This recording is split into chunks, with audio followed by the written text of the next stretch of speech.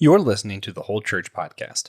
Our efforts to educate and unite the church are made possible thanks to our sponsors on Captivate and on Patreon. You can get bonus content of our show on either of those platforms or on Apple Podcasts with a private subscription to the Amazal Ministries Podcast Network.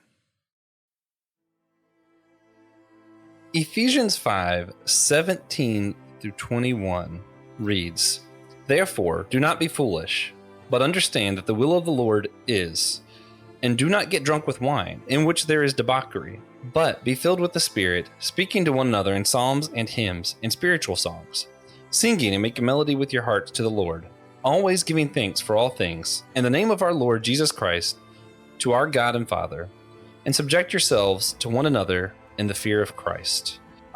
This is like somewhat of like a theme verse for us, I guess. The book of Ephesians is sort of Paul writing to the church of Ephesus, answering questions of what it means to be the ecclesia or the church. And I don't know, it's interesting how he answers this, especially with that subject yourself to one another. Sørina, how do you think Paul's command to the church to submit to one another should inform how we define church today?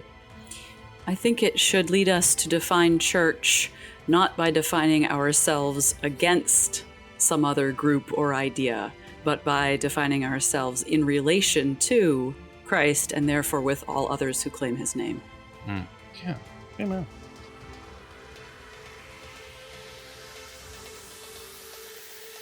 Hey everybody, welcome to the Whole Church Podcast. Hopefully your favorite church unity podcast, or one of them. You know, we have another one we're going to talk about today. I'm here alone. TJ couldn't make it, unfortunately, but we have your other favorite church unity podcast host. My brain's blanking. 1619 and 1776, Sørina Higgins. I know there's a bunch of letters after that name. Scholar, a friend of Nick Polk, friend of our show, you know. Welcome to the show. Thank you for joining us. Oh, thank you very much. I'm glad to be here talking with you today. Oh yeah, it's a good time. I'm excited to talk to you about the two dates that are the name of your podcast, about your own beliefs, why you started a church unity podcast. Maybe we'll remind people why we started a church unity podcast. We'll see how that goes. Man, I am excited to get into this. And since TJ's not here, I have to convince the listeners to go check out the AMP Network website. Listen, I'm not a good convincer. Just do it because TJ wasn't here and I didn't know how to convince you to do it. So just do it as a courtesy or because you feel bad that I had to try and figure out how to do this. And of course, you could also go over to our store. We got some real comfy shirts. If you go in our show notes, you can go to the store, get a #OneChurch shirt, and get it like extra large so you can wear it to bed. It's great. So, that being said, I now get to participate in my favorite form of church unity, which is silliness. It's a great spiritual practice that I like to uphold here on our show. So, I'll answer this question first, let you think about it. If you had to rename your favorite sport, what is the worst name that you can think of for it? Man, honestly, I did this one just so I could hear TJ's answer. I just want to know what the worst name for hockey would be. So I'm a little disappointed, but let's see. If I had to give football a terrible name, Renaissance Rugby. I think that would be my worst name for football. Yeah. I actually like that name. I'd be much more inclined to want to watch it if it were named that. Sørina, what do you got? Well, maybe mine will help him because you see, there's a problem built into this question. It assumes that one has a favorite sport. Well, what if one does not watch any sports? So for me, it would have to be ballroom dancing or ice skating. But see, ice skating, hockey. So ice skating. How about knife dancing on the rocks? Ooh, I like it. Solid answer. So maybe for hockey, knife fighting on the rocks. Oh, you see? Something like that. Yeah, or ice skating with more fights. I don't know. Exactly. Yeah. So on to what we think of as like the real show, or as what TJ calls it, is one thing we find that really helps with church unity is to hear one another's story. Sørina Higgins, would you mind sharing with us some about your faith journey and your relationship with the church and all that? That's a really, really difficult question for me right now. My faith journey is in a very swampy and dark place right now, or I am in a dark and swampy place along that journey. I was raised in a very fundamentalist, right-wing Christian community, young earth, purity culture, you name it.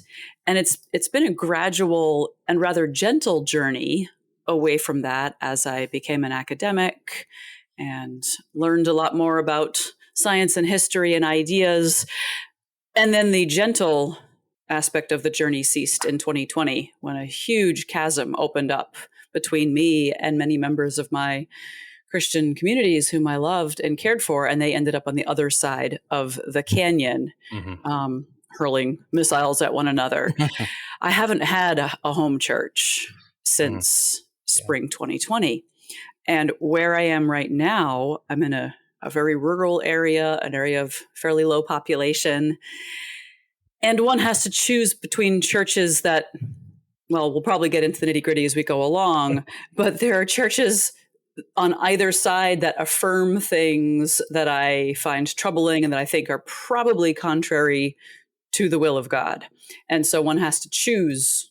Well, okay, we'll just put it right out there for a teaser. You have to choose essentially between affirming racism or fornication if you're going to attend a church here in this area. So we've been only attending sporadically and watching another one online and sort of trying to balance getting a good sermon in an asynchronistic way and getting some community locally. But I feel very broken by what the American church has been through recently. Yeah. And I, unfortunately, I think a lot of people probably feel pretty similarly in a pretty close situation, unplanned. Some of our most recent guests, that's kind of been the big topic. We had a father, I think it was Father Aaron Westman was his name, came on and he was talking about a book he wrote about polarization in America and that kind of stuff. And then right before him, we had Caitlin Shest. Nice.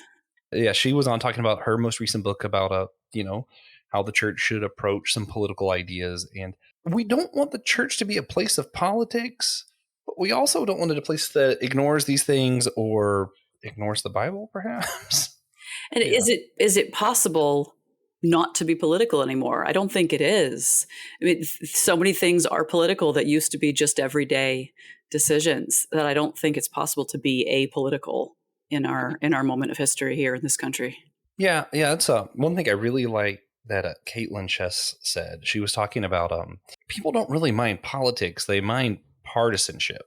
Mm-hmm. And there's that, and I think she's on point. Like, as long as we focus on these actual smaller things in our own community, a lot of the times we might disagree about how to do things, but agree about what we're trying to do. Like, yeah, we want better education for the poor people in our communities. How are we going to make that happen? And yeah, I think we ignore that. I mean, I think we just ignore nuance. Like, honestly, like I know it's not trying to get too off topic, but I mean, there's this point of you're either our side or the other side. There isn't a nuanced thing. I mean, fornication or racism, and there isn't this nuanced thing of how do we approach race differently, or how do we view these different forms of sexuality and what we've discovered about biology. It's just, do we like it? Do we not like it? Right. And it's not it's like we skipped the conversations and just went to decisions. We do, because when we speak in code, and we'll say a word or a phrase that it's as if in our minds we double click on that word or phrase and it opens a massive, huge article, and the article is on one partisan site or another in our minds. And so if I hear someone use such and such a phrase, then I put them in that box. I put them in that category. So even when you said, oh, we all want to help the poor have better education, my mind was like, oh, I know people who would say that's a left-wing agenda. People ought to pull themselves up by their own bootstraps. Why should we spend our money on that when, people could be doing more to get their kids in better education, and we can be spending the money on something else.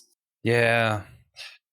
Also, just a side note, my biggest pet peeve ever is when people use that phrase in that particular way of pulling yourself up by your bootstraps. Like, the whole point of that phrase is that it's literally impossible to pull yourself up by your bootstraps, right?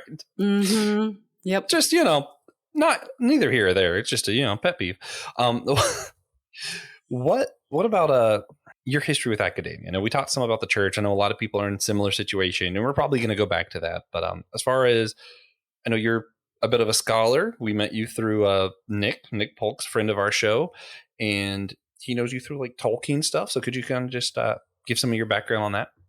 Sure. I have a master's degree in English, and there I wrote my thesis on C.S. Lewis and the development of his idea of joy or longing or Sehnsucht. I looked at all the different terms that he used for this and their different implications. That was a fascinating study for me to find out how his thoughts evolved. Mm-hmm. And then I have a PhD in English literature, and there I focused on occult playwrights in the first half of the 20th century, which has some interesting overlap with the Inklings. So I do a little bit of work on Tolkien, but my main subject of study is Charles Williams, who was one of his friends. Yeah. And for those who don't know, the Inklings were just, I'm going to say this in the worst way possible. Basically, a group of really smart friends that talked deeply about writing, theology, and that kind of stuff. And it included C.S. Lewis, Higgins, Tolkien, a bunch of other incredible people that I just like. It's like the Olympic basketball team, but of like smart people. Yeah, that was pretty good description. C.S. Lewis said in a letter to Charles Williams, he said, "We're a group of friends, and what we share is Christianity and a tendency to write." Yeah.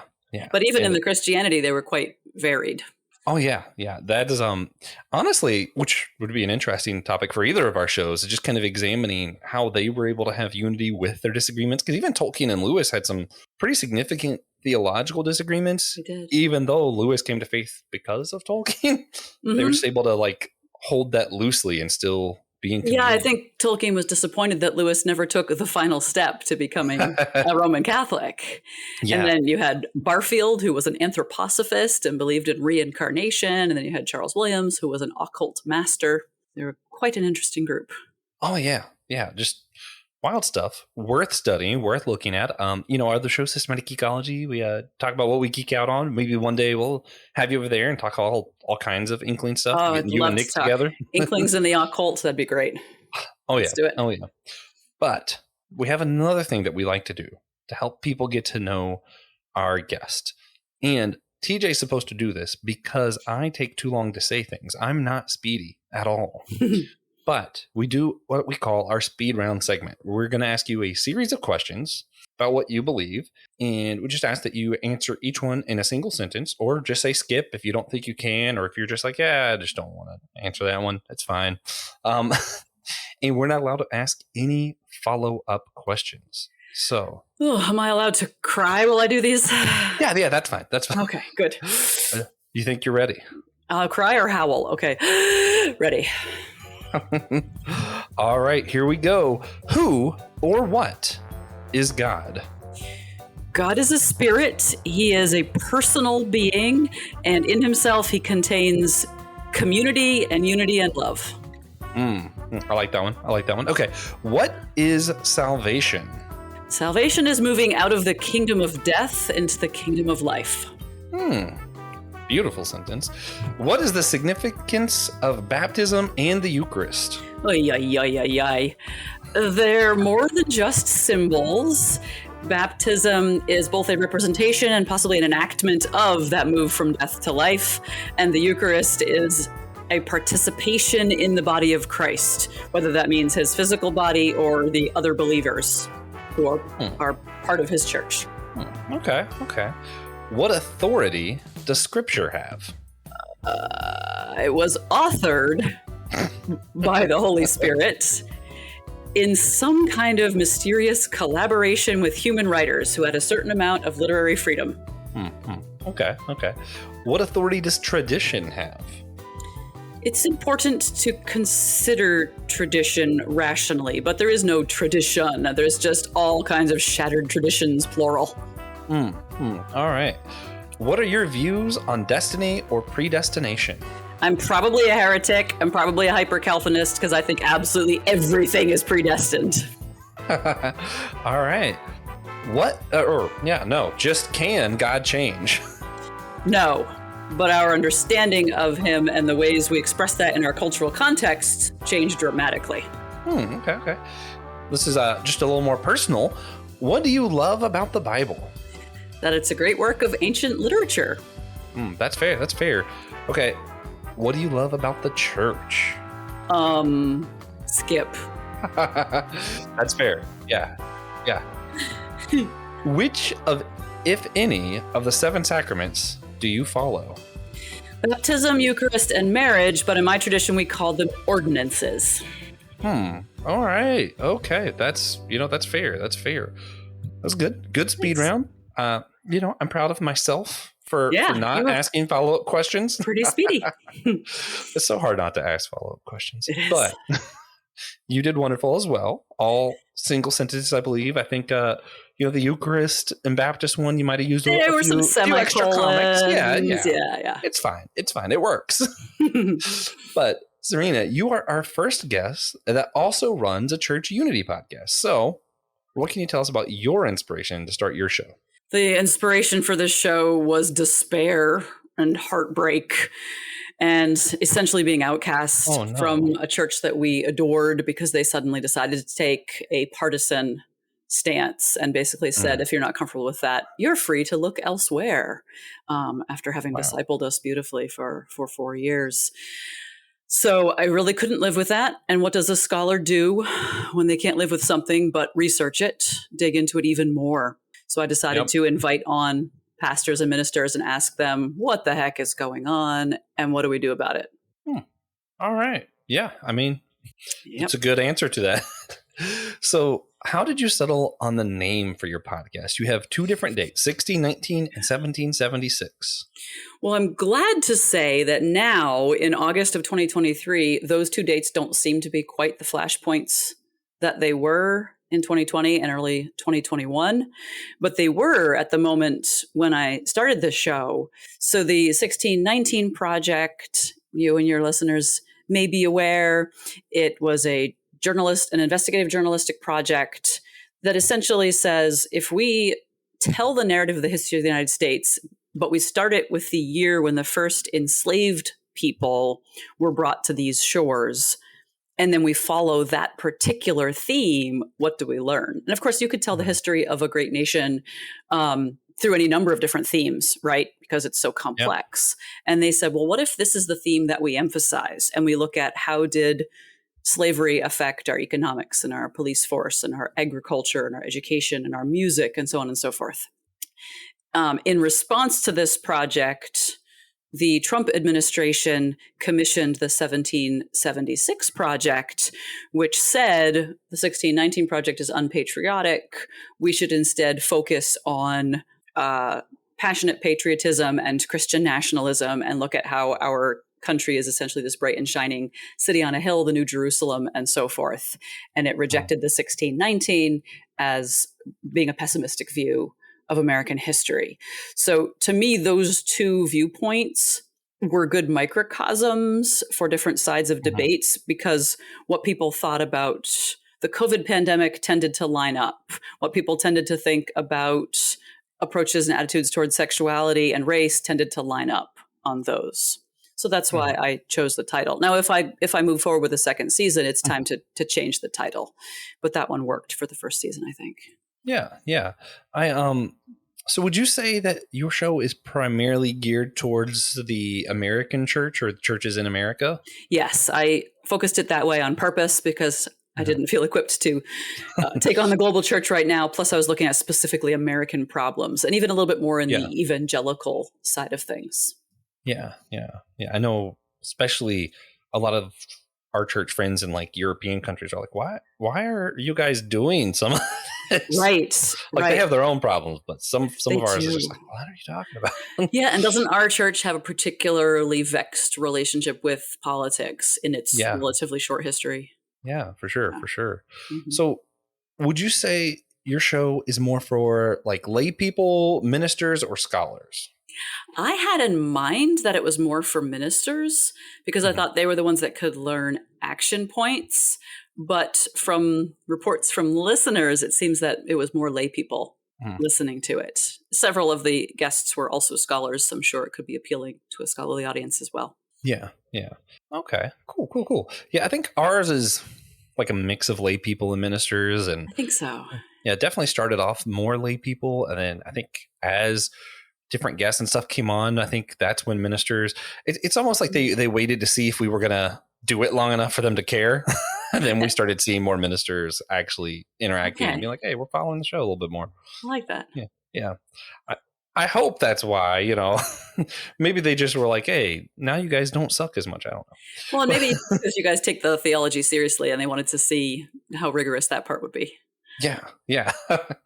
So what would you say is the most surprising thing that you've learned or heard while hosting your own interview so far? It's connected to what I mentioned a little bit earlier about coded language. The most surprising thing to me is that I had guests who were as far apart on the socio-political spectrum as you could imagine, who would use the same words and mean opposite things, or use very similar phrases with a word changed, and the changed word would indicate an entirely different world of belief. Would an example be helpful there? Yes. Okay, so here's an example. One of my guests talked a lot about how our identity must be totally in Christ. I mean, hooray, obviously, right? Doesn't every Christian agree with that? I listened to a 6-week Wednesday night class from that pastor, and it turns out what he meant was, if you are a non-white person and you say that your race is important to your identity and that other people need to bring your race into account when interacting with you, you can't be a Christian because you've made an idol out of your race. So it turned out that he actually said in this class, there is no racism in this country except anti-white racism. And he condemned the Black Lives Matter movement and so forth. So it turns out that he was using what sounds like a perfectly orthodox Christian phrase as a partisan weapon to hit certain people with. So that was a very surprising thing to me. Yeah, that's gross. I'm just going to be honest today. I'm going to pull back the curtain a little bit on some behind the scenes stuff with us. So we are part of the Anazal Ministries podcast network, the AMP network. And we helped put together kind of the paper and kind of figuring out what do we want people to agree with to be part of this thing, right? We don't want everyone to be the same. We're church unity guys, but we also don't want someone to come on and do hate speech or heresy. And I ran it by some of the most progressive Christians I knew and some of the most conservative Christians I knew. I was like, hey, how does this look to you? And the one thing that stood out the most to me that was just so surprising was the phrase that we understand that Christ died for everyone, and that includes anyone of any race, any of whatever. From the progressive side was seen as problematic because you're assuming that it's sinful to have these identities. I'm like, that's not what was said. So they preferred the language of everyone is God's beloved children, or God or chosen, God loves everyone, kind of, whatever. And something about there was the word children used. So then the conservative side had issue with the word children because you're assuming that everyone's just immediately saved. And that's not what they were saying either. So we really had to wrestle with just the language around that of how do we say we don't want hate speech in a way that doesn't make someone assume that you're on one side or the other of this thing? Do you remember what you ended up settling on for your wording? Oh man, I can obviously check, but I think it was that everyone is beloved by God. I think we left out the children language, and we didn't do the. Or if we did, we included both. If we said that Christ died for thing, because we agree, we believe Christ died for everyone. We believe that everyone is God's beloved, right? But we don't think everyone's immediately saved. We don't want to I don't know. It's just, or think that so crazy. There are people who don't have a need. Yeah, it's just so crazy how much you have to really stretch so you're not using these trigger language, especially someone like me who's not. I don't think like that, I just say what I mean, and I'm like, this is it, and I just don't. Right. I'm not very good at understanding the little nuance of how people take certain phrases anymore. And also those things change all the time. They do change. Right. And sometimes it's generational. Sometimes it's from one subculture to another. Yep. Yeah. Yeah. There was something I said about the Barbie movie, and I was like, no, that means you don't like it now. And I was like, but that meant that I liked it back back I was a week ago. Yeah, like what's happening? Last Tuesday. Yeah. So you mentioned just a little while ago you're still thinking about doing season 2, not sure yet. I think when we talked before, you were planning on getting some previous guests together to discuss differing opinions if you did a season 2. Is that right? Yes, that's right. And another part of the inspiration for the way I went about the podcast was sometimes when I've taught first year writing classes, we've used an approach called Rogerian discussion, which is a fascinating alternative to traditional debate when there's a third-party moderator and when the goal is not for someone to win the debate, but for everyone to discover their common ground. It's a really interesting method of discussion. Let's say you and I are talking about something we disagree on and you make a point. I'm not allowed to respond to your point until I restate it to your satisfaction, that you feel that I have successfully understood it. And once you tell me, yes, you've understood my position, then I can give mine, but I can't say you're wrong because X, Y, Z. I say, please consider this alternative. And so there are rules for very cordial language. So I was hoping I could get together various of my guests who held the most opposite positions from each other. So my first guest is a very passionate activist for people of color. And my second guest is the one I just quoted, who had the veiled statements on race. So they would be a really fascinating pairing. I had a guest early on who is an Army chaplain and a strong Second Amendment rights person. And then I had a guest at the end that I was fascinated to find, of all the subjects we covered, of all the controversial things, the one that she can't bear is people who don't want gun control. So I was like, oh, they would be a really interesting pairing because he's a gentle, soft-spoken person. He wouldn't attack her over the subject. I'm dubious whether or not to go forward with this. It's a big time commitment. Obviously, you know that, podcasting. But I've recently been through another major life crisis in which I feel that I was unable to apply the Rogerian principles myself. So I'm worried that it would be hypocritical. But what I was lacking was I was one of the troubled parties. There was no third party mediator. So perhaps it would be okay to go ahead with it and show the importance of a mediating party to find the common ground. I'm not sure. Yeah, I think that unity and when I say progressive, I don't mean liberal. It's so hard how people. Interesting. Well, usually I do, but right now I'm trying to say progressive without saying progressive, if that makes sense. Okay. If we're going to progress, there it is. I think there's always a struggle. There's always a little bit of like, maybe I didn't do that right. I feel like there's always just pushback all along the way. I know the hardest thing for me, it's really interesting because I probably more agree with a lot of my more progressive political friends than some of my more conservative political friends. I just have and maybe it's just because of how I grew up, I have a much easier time disagreeing with the conservative ones because I know that language, I guess. Yeah. Okay. But when I disagree with someone who's more progressive politically than me, there seems to be this, if I say, well, we don't necessarily know that that's true, or, well, let's hold off. I think that's probably right. Also, it doesn't help that I'm think about unity all the time and also am preparing for law school because it's like very particular about how I use words. I'm like, right. Listen, I think it's probably better if we say probably because we could be wrong. Take, for example, I'll just go ahead and throw myself in the fire. It's fine. I think that people are probably born with something that causes them to be attracted to the same sex, because there's a lot in support of that. There is nothing scientifically proven that shows what causes that, though. So it's one of those that might probably be true. But when I say that to someone, a lot of the times it's, oh, so you think that people can just choose? I'm like, no, that's not what I said.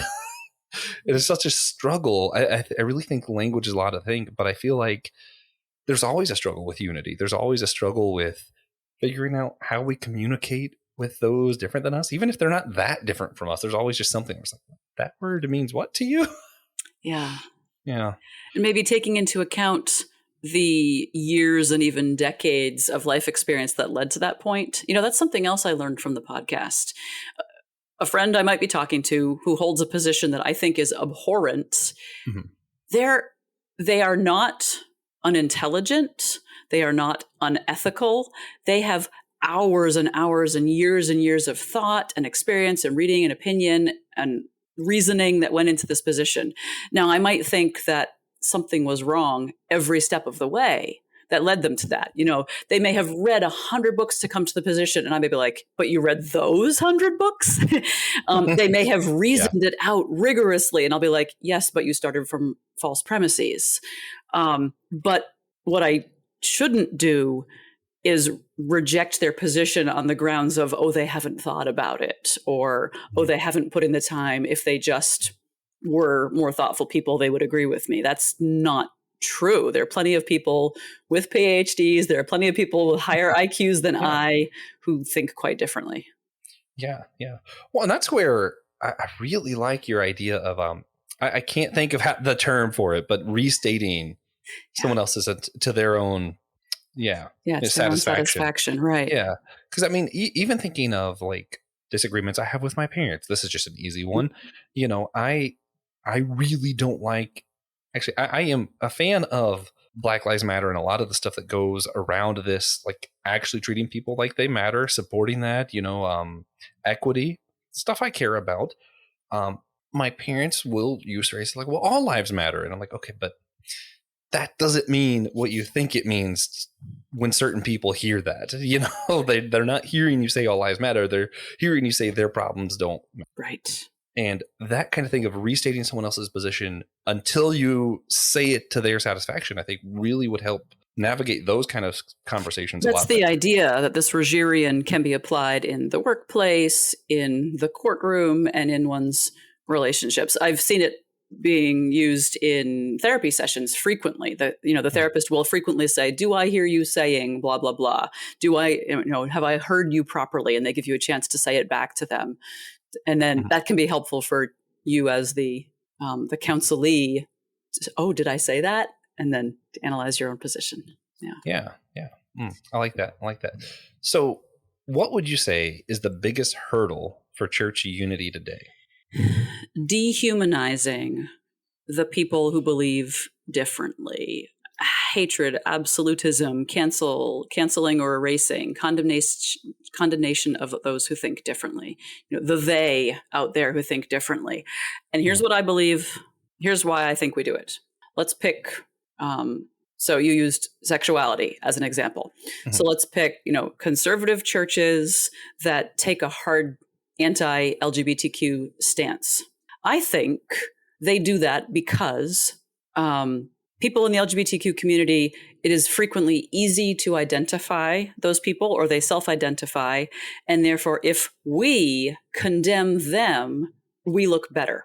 I think it's an easy thing to call out and say that's a sin, because then we can feel good that we're not committing that sin. So I think it is arrogance and hypocrisy, and that we condemn others for the sake of bolstering our own sense of holiness. And that, I think, is the biggest hurdle. If instead we spent time saying, what are our biggest sins? What are our biggest blind spots? And hey, let's love those other people and realize that I'm just as messed up and broken as anybody else. I think that would be a much better way forward. Yeah. I can be pretty cynical on that. The amount of times I hear pastors where a large percent of the sermon on how you're either born a guy or a girl, and they're getting really mad about it. And I'm thinking, how many people do you think are sitting in this church struggling with this issue? And do you think that's helping them? Right. I mean, it's just such a weird thing. Like, for that to be the main thing that you're yelling about, to me, you must assume that a large portion here are struggling with that, or else why are you yelling about it? It's just such an odd thing to me. I think it's because that person yelling about it does not struggle with that particular issue. So they can feel more godly, because they're like, well, how could anybody do this? They must be, rebelling against God. So therefore I'm not rebelling against God because I don't feel that way. Yeah. Well, and I also think that a lot of times pastors like finding those trigger phrases and topics that get everybody behind them, because, a lot of times it's good to feel popular, or like people agree with you. Getting the amens and shouts with you is nice, And there's also this idea that we as the church have to separate from the world. And so we'll pick whatever issue in the world seems the most egregious at the moment, and then use that as our punching bag, as a way of saying we're different from the world, i.e. we're better than those people out there. Man, that is a sad note. Yeah. But we're not over yet. We still got some happy notes we can do before this thing ends. Is there anything else? Like, is there anything as far as like whenever you get interviewed that you get excited about when people ask that maybe you don't get asked that often? Well, this is the first time I've been interviewed on this subject. So this has all been pretty exciting because I'm frequently interviewed as an Inklings scholar, a creative writer, an English teacher, that sort of thing, but not about this subject. But as you can hear, I'm pretty deeply wounded on this topic too. So it's a little hard to hear about it. So why don't you ask me about the dystopian short story I want to write on this topic? Yeah. Tell us about it. So what if one Sunday morning you got a small county, right, with half a dozen churches, not a whole lot of church-going population. Some major disaster occurs. Doesn't matter what. The story starts after the disaster. Everybody who's not in church dies. Okay. And then everybody runs outside to see the disaster, and all the church buildings are destroyed but one. Happens to be the biggest one in town, which means all the churchgoers in this entire county have to live together in one building from this moment on. And I don't know what the post-apocalyptic setup is. For some reason, there's no communication with the outside world, or they're the only humans left alive or whatever. And so they decide to set up a rotating worship schedule that one of the clergy persons gets.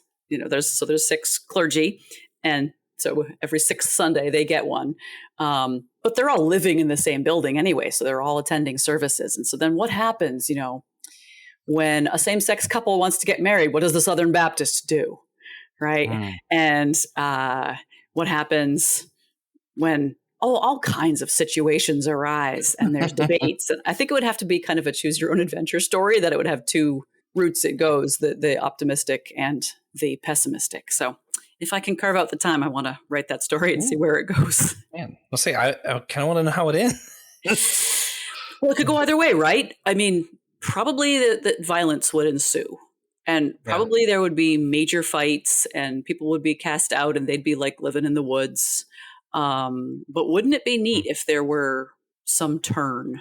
I don't know, a young couple from the most warring factions fall in love, and they end up, bringing some of their elders along. I don't know how it turns out. Yeah. We'll see. Yeah. Redefine church polity until it works. It's fine. Right. Yeah. Man. Okay. That's a good one. So you mentioned you usually get interviewed about the Inklings. What is your favorite Inklings topic to discuss? My favorite book is Till We Have Faces by C.S. Lewis, but my favorite topic is my dissertation topic, which is the overlap of the occult and theater in the works of Charles Williams, but it also has some ripple effects on the other Inklings as well. What makes that your favorite? Because it gets people riled up and they want to know why. I do want to know why. I do. But because it's such a strange combination, right? How can someone be a Christian teacher like Charles Williams was, writing these books of theology that many people, including myself, find really inspiring to our devotional lives? But then for 20 years, he was a dedicated occult master, memorizing these ceremonies, practicing ceremonial magic, even practicing something very like tantric sex magic, and doing many things that traditionally have been thought to be completely contrary to Christianity. And yet in his mind, they not only were reconcilable, but they were the same thing. They were both ways of getting at the spiritual mysteries behind this material world. Man, well, I think that's a good teaser for when we have you on systematic ecology sometime. Awesome. We can talk about it. Yeah, we can dig into that. Man, yeah, that's a fun topic. That is a fun topic. But for now, where can people go to follow and subscribe to your podcast, 1619 and 1776? Unfortunately, nowhere, because I had to stop paying for hosting. So the episodes are not just readily available, but anyone can reach out to me and I'll just share a Google folder with the recordings of season 1. And if we decide to do a season 2 and then get hosting again, I'll put up season 1 as well. I'm pretty easy to find on the internet, social media, etc. SorinaHiggins.com, a contact me box. The site is under maintenance right now, but probably will be up even by the time this episode airs. So people should feel free to reach out. Nice. So one thing we do like to ask every guest, we like to ask if you had to provide a single tangible action, just something practical that people could do right now that would help engender unity in the church. What's something that someone could do right now? They could pop online and Google churches in their area and pick a church from a wildly different tradition to attend this coming Sunday. And they could go to a church that preaches things that they passionately disagree with and make a friend.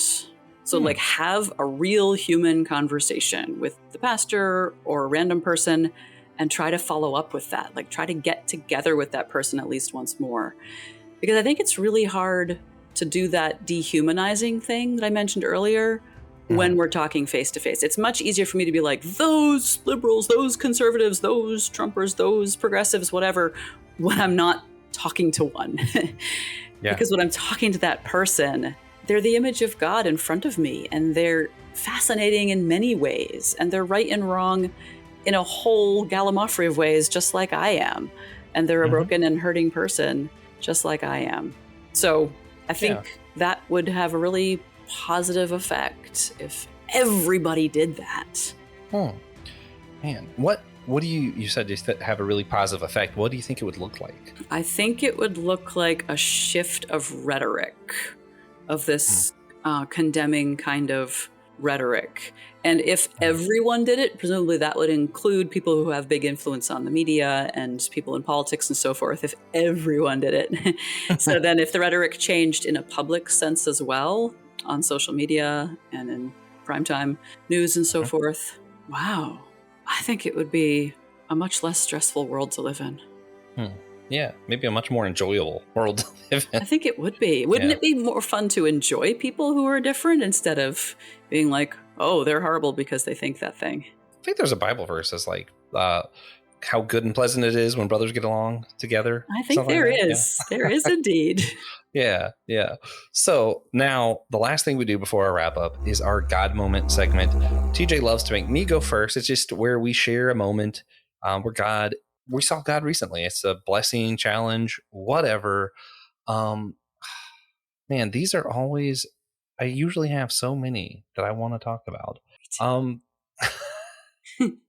And today, for some reason, I'm struggling. Not because God hasn't been doing stuff. It's just kind of getting back into routines, I guess, has kind of been a struggle for me recently. Over the summer, I had work changes and I'm finally getting work back, which is a blessing because I need money. But I'm like, I don't think I love being in a routine. I liked having a little bit of wiggle room throughout the week. So it's kind of just getting back used to this. It's a challenge, and maybe that's it. Maybe my moment is relying on God to get back into a routine without feeling like I'm in a rut. Yeah. When you said that, it made me think about the various traditions, that we have traditions that value spontaneity and traditions that value liturgical shaping. And it seems to me that we must need both, that each must express something of God's character, that we need spontaneity in our lives and unscheduled times, and we need rituals and routines and liturgies in our lives. Oh, yeah, definitely. So what about you? You have a moment you've seen God recently that you'd like to share with everybody? Wow. Okay, this is really great because I was going to share a beautiful moment in nature when my puppy and I saw a flock of geese landing on a lake at sunset. Nice. But through this whole interview, I've been thinking of several friends of mine who differ the most widely from me, and yet are some of my closest friends and have stuck closer than a brother during recent crises. And we know that we differ, and we know that we think the other believes really horrible things about weapons, about immigration, about and two of these particular friends are avowed atheists, and yet they have been there for me in deeply loving ways. So if that's not seeing the image of God in other humans, I don't know what is. Yeah, no, I've been doing the same thing. It's just something about talking about unity in the ways that we've been talking about it in this episode, it's just kind of really reminiscent of, oh yeah, that's right. I have some friends who believe some pretty wildly different things from myself. I have my own inklings group. We just don't write. Yeah. You talk. The inklings will be podcasters now. C.S. Lewis, no question. That man would be a podcaster now. Oh yeah, for sure. Well, with that, thank you for joining us, and thank you everyone for listening. If you don't mind, please share it with a friend, an enemy, or a cousin. We do prefer sharing with cousins. Cousins are more likely to listen, it turns out. Of course, again, I'm going to remind you, we have some super comfortable t-shirts in the store. So go to the store, grab an extra large shirt with a hashtag #OneChurch on it and your favorite Bible verse that we have available. You won't regret it. They're so nice. They're so comfy. Anyway, check out our other shows in the Anazal Ministries Podcast Network by going to the website that's in the show notes. I have one over there, Dummy for Theology. We have Christian Ashley's show, Let Nothing Move You. Brandon has a My Seminary Life. Lots of fun over there. Check it out. And we hope you enjoyed the show. Come back next week. Dr. Thomas Ord and Christian Ashley are going to be back to discuss some differing views on the doctrines of hell. Yeah. Is it eternal? Is it elimination? Who knows? I'm going to be, in that particular one, I'm going to be pretending to be eliminationist, I think, so that Dr. Ord can remain universalist. We are going to have Alex and Grace Trans of the Let's Unpack That podcast join us after that. Then following that, we're going to have a 1-week break before we start a mini series coming up on church art in the church. We're going to have a fun time with that. Finally, at the end of season 1, Francis Chan will be joining us, even though he's unaware of it. He's going to be made aware of it, and then we'll see him. Hey, thank you all for listening. Thank you for listening to the Whole Church Podcast. Again, you could always sponsor our show at patreon.com/the Whole Church Podcast, or on captivate.fm, or on Apple Podcasts. You can also leave us a one-time tip through Captivate. Thank you for listening.